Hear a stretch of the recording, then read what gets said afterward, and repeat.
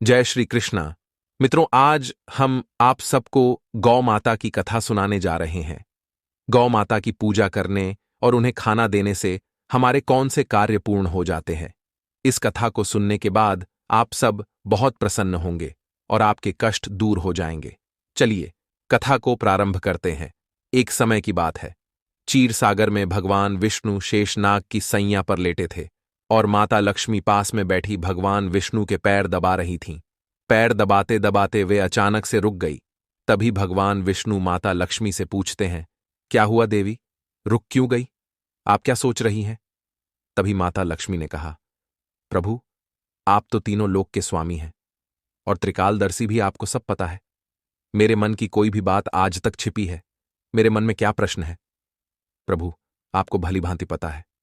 भगवान श्री विष्णु कहते हैं, हे देवी लक्ष्मी, मैं आपकी चिंता को जानता हूं और यह भी जानता हूं कि आप समस्त मनुष्य जाति और जगत के कल्याण के लिए ही आप चिंतित हैं। आप निसंकोच होकर पूछें, आपके मन में जो भी प्रश्न हो। फिर देवी लक्ष्मी कहती हैं, भगवान, यदि आप चाहते हैं तो मैं आपसे एक प्रश्न पूछने की चेष्टा करती हूं।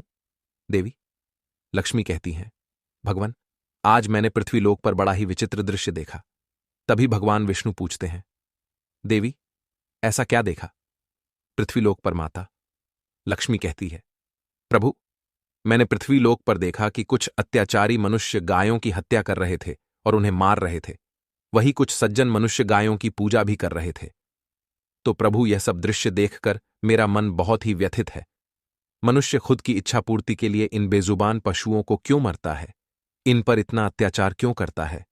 हे स्वामी, मेरे मन में यह जानने की इच्छा हो रही है कि जो मनुष्य गाय की पूजा करता है, उसकी सेवा करता है, उसे क्या फल मिलता है, और जो अत्याचारी मनुष्य गायों को मरता है, उन पर अत्याचार करता है, उन्हें कौन सा दंड मिलता है? भगवान देवी लक्ष्मी की ओर मुस्कुराते हुए देखते हैं और कहते हैं, देवी, आपने बहुत ही उत्तम प्रश्न पूछा है। जो गायों को कष्ट देता, उन्हें मारता है, उसे तो उसके पाप किए हुए कर्मों की सजा नरक में अवश्य मिलती है। परंतु जो गायों की पूजा करता है, उनकी सेवा करता है, उन्हें स्वर्ग लोक की प्राप्ति होती है। गौ माता की सेवा करने से पृथ्वी लोक पर और देवलोक में मनुष्य को कौन सा फल मिलता है? देवी, मैं आपको एक कथा के माध्यम से आपको समझाता हूं। हे देवी, आप इस कथा को ध्यान से सुने। इस कथा को जो भी मनुष्य सुनता है, उसके समस्त कष्ट और पाप नष्ट हो जाते हैं। उसे धन, धान्य, वैभव और कीर्ति की प्राप्ति होती है और मृत्यु के बाद वह मनुष्य देवलोक में निवास करता है, लोक में जाता है। माता लक्ष्मी कहती है, प्रभु, यह मेरे सौभाग्य है कि यह कथा आपके द्वारा मुझे सुनने को मिल रही है। भगवान कथा प्रारंभ करते हैं, कहते हैं, प्राचीन समय की बात है। भूलोक पर विवस्वान वंश में एक मनु नाम के राजा, जो महाराज धर्म का बड़ा पालन करने वाले गुणवान, चरित्रवान तथा महापराक्रमी थे, उन्होंने शांति और धर्म पूर्वक अपनी प्रजा और राज्य का पालन किया और अपनी प्रजा को सदैव ही सभी तरह से सुखी रखा। उनकी प्रजा सदैव उनसे संतुष्ट रहती थी। कुछ दिन बाद राजा मनु की शादी राजकुमारी सतरूपा से हो जाती है। महाराज मनु अपनी पत्नी सतरूपा के साथ प्रसन्नतापूर्वक अपना वैवाहिक जीवन व्यतीत कर रहे थे।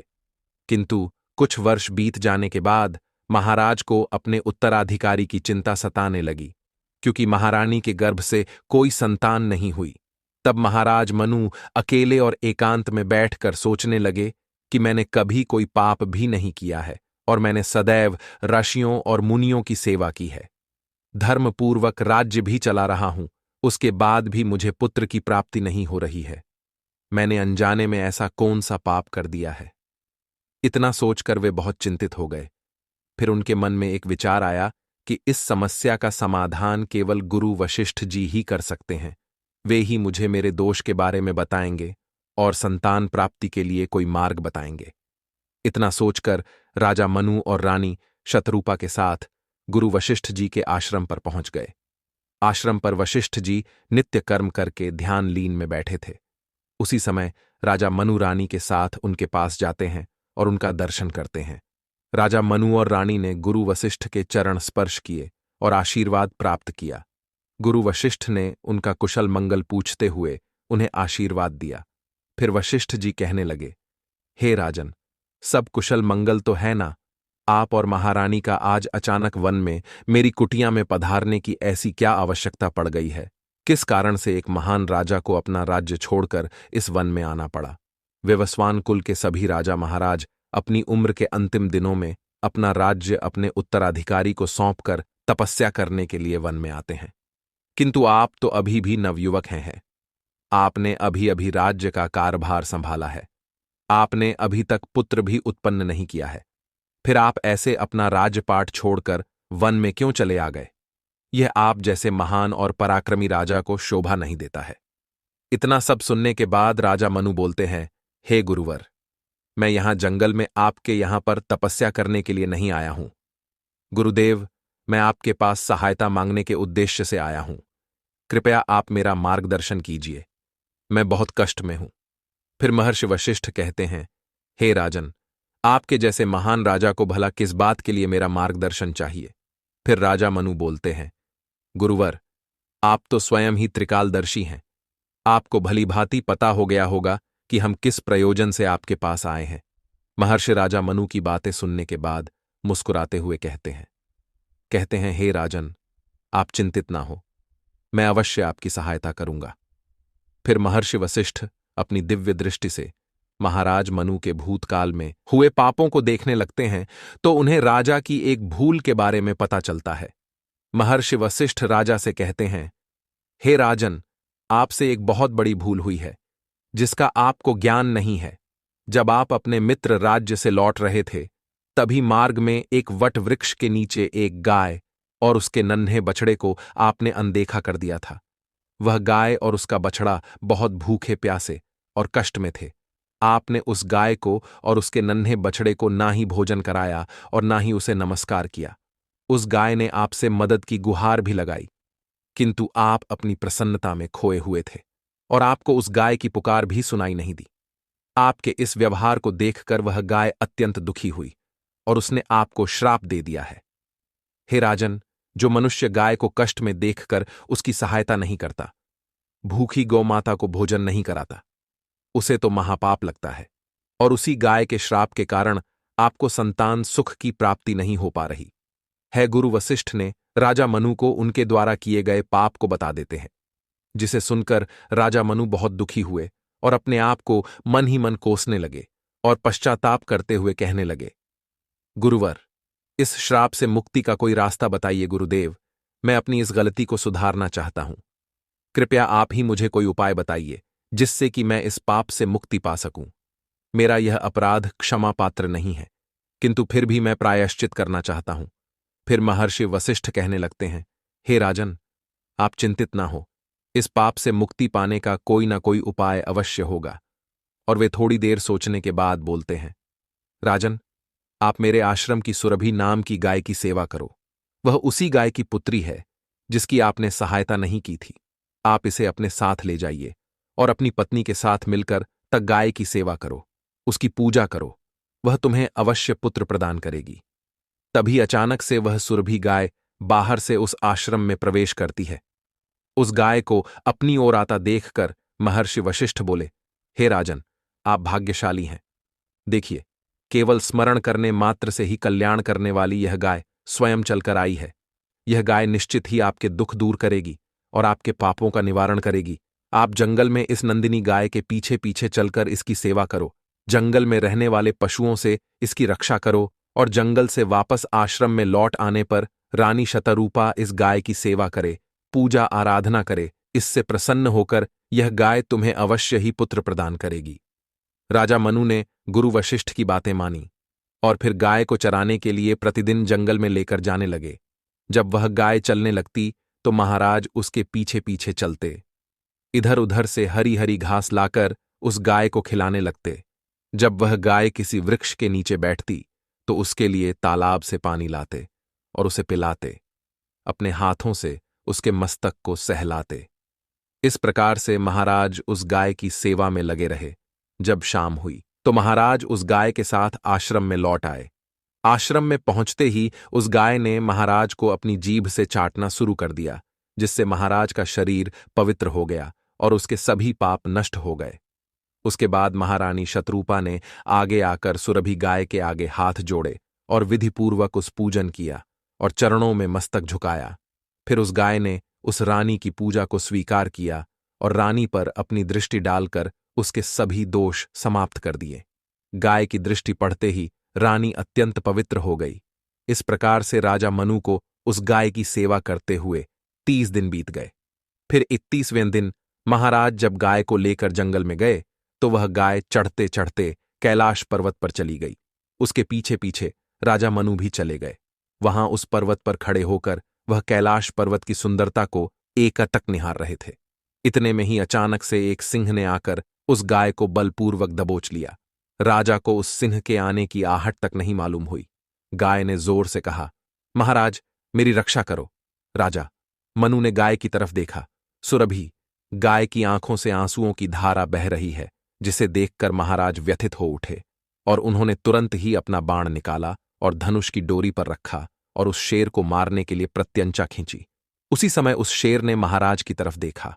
उस शेर की दृष्टि पड़ते ही महाराज का शरीर जैसे बर्फ की तरह जम गया हो। उनकी शक्ति क्षीण हो गई, उनका सारा बल शून्य हो गया। अब तभी उस सिंह ने गर्जना भरी आवाज में कहा, हे राजन, मेरे ऊपर प्रहार करना तुम्हारे बस की बात नहीं है, क्योंकि भगवान भोलेनाथ मेरी ही पीठ पर पैर रखकर नंदी पर विराजमान होते हैं। इसीलिए तुम मुझे मारने की चेष्टा मत करो। अगर तुम मुझे मारने की कोशिश करोगे तो निष्फल रहोगे। अब तुम यहां से लौट जाओ। विधाता ने इस गाय को आज मेरा भोजन नियुक्त किया है, इसीलिए तुम इसमें दखल देने की कोशिश मत करो। मैं जानता हूं तुम सूर्यवंश में जन्मे हुए राजा मनु हो। तुम्हें अभी यह ध्यात नहीं, इस कैलाश पर्वत पर भगवान भोलेनाथ की माया फैली हुई है, इसीलिए तुम यहां से तुरंत ही यहां से चले जाओ। फिर राजा मनु बोलने लगे, हे सिंहराज, कृपया आप इस गाय को ना मारे। यह महर्षि वशिष्ठ जी की संपूर्ण मनोरथ को पूर्ण करने वाली सुरभि गाय है, इसकी हत्या ना करे। इस गाय की रक्षा और सेवा करने का आदेश मुझे दिया है। इस गाय का एक नन्हा बछड़ा भी है जो घर पर इसकी राह देख रहा है। मैं इस गाय को इस हाल पे मरने के लिए छोड़कर नहीं जा सकता। इसीलिए हे सिंहराज, मेरी आपसे विनती है कि आप इस गाय को जीवन दान दो। इस गाय के बदले में मैं तुम्हें अपना शरीर समर्पित करता हूं, जिससे तुम्हारी भूख भी शांत हो जाएगी और इस गाय की रक्षा भी हो जाएगी और मेरे वचन का पालन भी हो जाएगा। साथ ही गौ रक्षा के लिए प्राण त्यागने से मुझे उत्तम गति की प्राप्ति होगी। इतना कहकर महाराज मनु उस सिंह के सामने हाथ जोड़कर बैठ गए और आंखें बंद की। फिर अचानक से राजा के कानों में आवाज सुनाई पड़ी, पुत्र उठो, मैं तुम्हारी सेवा से अत्यंत प्रसन्न हूं। यह सुनकर महाराज उठ खड़े हुए और उन्होंने अपने सामने उस गाय को देखा और वह शेर कहीं दिखाई नहीं दे रहा था। तब वह सुरभि गाय राजा से कहने लगी, हे राजन, यह सब मेरी ही माया रची हुई थी। मैं तुम्हारी परीक्षा ले रही थी। तुम अपने प्राण देने के लिए तैयार थे, इसीलिए मैं तुम पर बहुत प्रसन्न हूं। अब तुम मुझसे कोई भी वरदान मांगो, जो तुम्हारी मनोकामना है वह कहो, मैं अवश्य पूर्ण करूंगी। महाराज मनु कहते हैं, हे गौ माता, मेरे मन में जो इच्छा है आप भली भांति जानती हैं। कृपया आप मुझे पुत्र प्राप्ति का वरदान दीजिए, मेरी यही कामना है। फिर उस गाय ने कहा, हे बेटा, तुम पत्ते के दोने में मेरा दूध लेकर उसका पान करो। इससे तुम्हें अत्यंत बुद्धिमान और गुणवान पुत्र की प्राप्ति होगी। महाराज दिलीप कहने लगे, हे, अब आप मेरे साथ आश्रम पर चलिए और मैं आपकी पूजा आराधना करके तथा मेरे अनुष्ठान को पूरा करके आपके अमृत समान दूध का पान करना चाहता हूं। उसके बाद राजा मनु उस गाय को साथ लेकर आश्रम चले गए। आश्रम में पहुंचने पर महारानी शतरूपा ने आगे आकर उस गाय का पूजन किया। तब उस गाय ने कहा, हे महारानी, आप मुझे स्पर्श करें, इससे आपको अत्यंत गुणवान और विद्वान पुत्र की प्राप्ति होगी। फिर महारानी ने गाय को स्पर्श किया।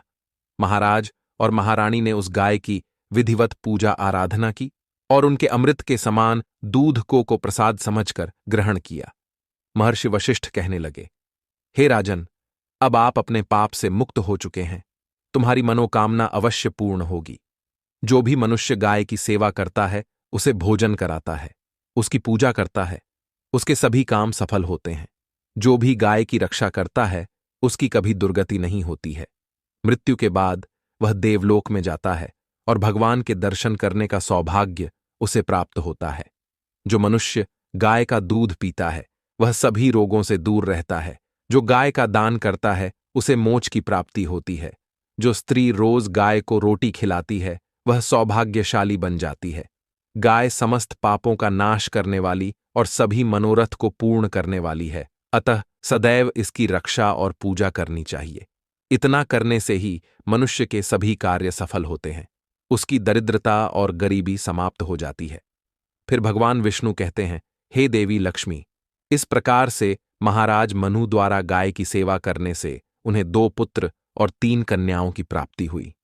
मित्रों, आप भी प्रतिदिन गाय की सेवा करें, गाय को रोटी खिलाएं, गाय की इन पापियों से रक्षा करें। आपके भी सभी कार्य सफल होंगे। आपको यह कथा कैसी लगी? कमेंट करके जरूर बताएं।